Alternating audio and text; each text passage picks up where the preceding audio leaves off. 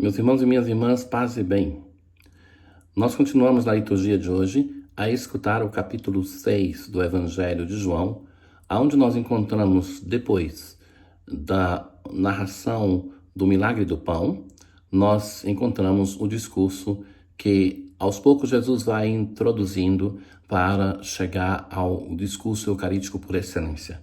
No quarto evangelho, nós não temos na narração da última ceia a narração da instituição da Eucaristia, como nos evangelhos sinóticos.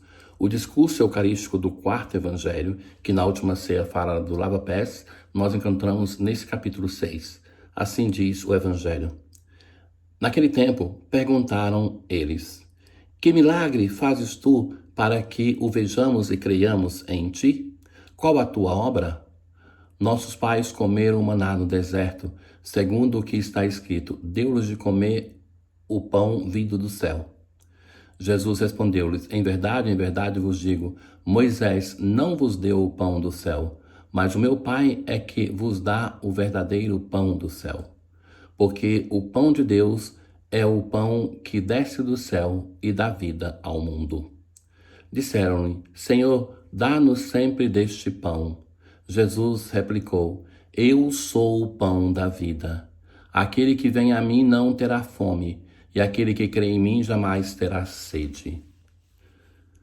Irmãos caríssimos, nós encontramos um povo que, depois de insistir para ir ao encontro de Jesus, eles estão ali fixados em uma solução simples. De encontrar alguém que dê pão material, era isso que eles buscavam.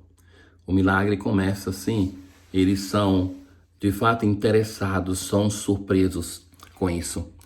Se acreditava no Antigo Testamento que o Messias iria renovar os prodígios que aconteceram no Êxodo. Então o Messias deveria renovar o milagre do maná. A palavra maná quer dizer a pergunta hebraica: o que é isso? Eles viam cair aquele pão do céu e perguntavam: o que é isso? Então, na verdade, nós vemos um povo que, na relação com Jesus, busca somente um Messias muito mundano, muito terreno, que busque os poderes dessa terra. Muitas vezes vou apresentar a Jesus essa tentação.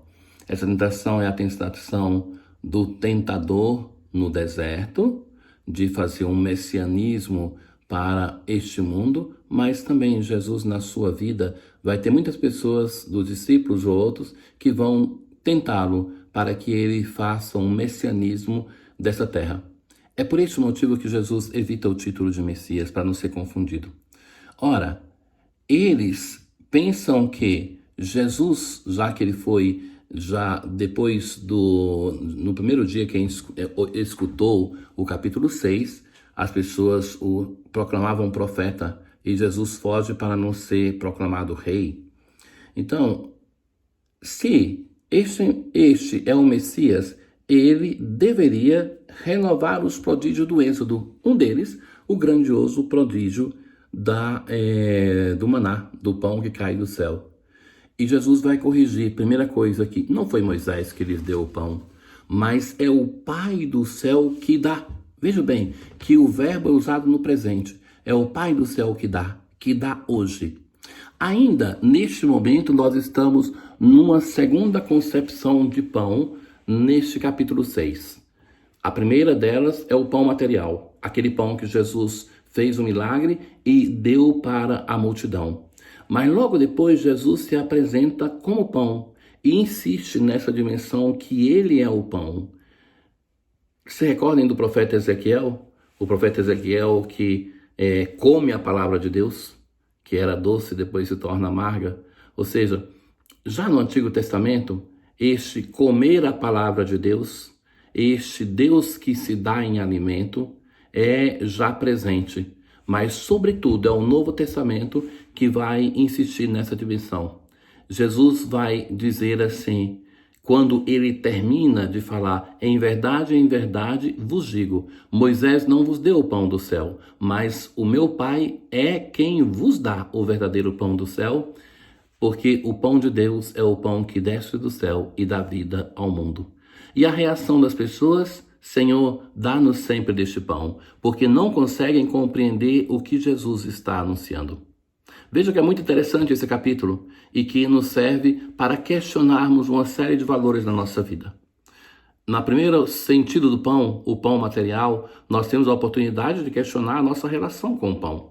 O pão que tantas vezes nós vivemos não como um instrumento de comunhão com o irmão, mas sim algo para manifestar o nosso egoísmo. E a relação do nosso mundo com o pão é muito perversa. Nós temos pessoas que têm pão em excesso, nós temos pessoas que têm uma relação difícil com o pão, pessoas que não têm o que comer, pessoas que engordam demais, o fenômeno de bulimia, de anorexia, ou seja, a relação com o pão é uma relação que está deteriorada no mundo de hoje. Mas Jesus parte dessa relação com o pão para se apresentar ele mesmo como pão. Eu sou o pão da vida. Aquele que vem a mim não terá fome. Aquele que crê em mim jamais terá sede. Atentos, ainda não se está falando da Eucaristia. É Jesus que se apresenta ele mesmo como o pão que Deus dá hoje ao mundo, para a vida no mundo. Dá para nos dar a vida. Então, depois de nos questionarmos sobre a relação com o pão material, agora nós podemos pensar a nossa relação com o Senhor. Ele é o nosso Deus, é Ele que se doa. Sabe, queridos, tem um aspecto interessante na história das religiões, é que em muitas religiões, o elemento místico, quando é presente, a pessoa tem um desejo de comer com Deus, de compartilhar uma refeição com Deus, com o Altíssimo, ou então de comer Deus. Porque o alimento nos dá unidade. Nós somos aquilo que comemos. Então, é este Jesus que se apresenta depois de chamar para mudar a relação com o pão, que se tornou uma relação de solidariedade no milagre, e agora é ele que se apresenta e que nos chama a uma relação de intimidade, de afetividade, de doação, uma relação cheia de amor. Então chegamos ao segundo sentido daquilo que é pão nesse capítulo. O pão que é o pão material, mas agora é o pão que é o próprio Jesus. Atentos que ainda nós não chegamos na parte eucarística deste capítulo, porque nós vivemos esses dias sem a frequência da Eucaristia de tantas pessoas. E é um momento que nós devemos pensar assim, para que a Eucaristia da nossa vida seja uma relação sã, uma relação bela, nós devemos curar a nossa relação com o pão material e a nossa relação com Jesus. A partir dessas duas relações e de uma outra que nós ouviremos no capítulo de amanhã, nós vamos viver realmente o sentido da Eucaristia. Que tenham todos vocês um bom dia, um dia cheio da presença de Deus, um dia cheio de luz e de bênção.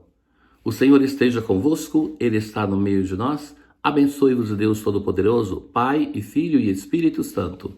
Paz.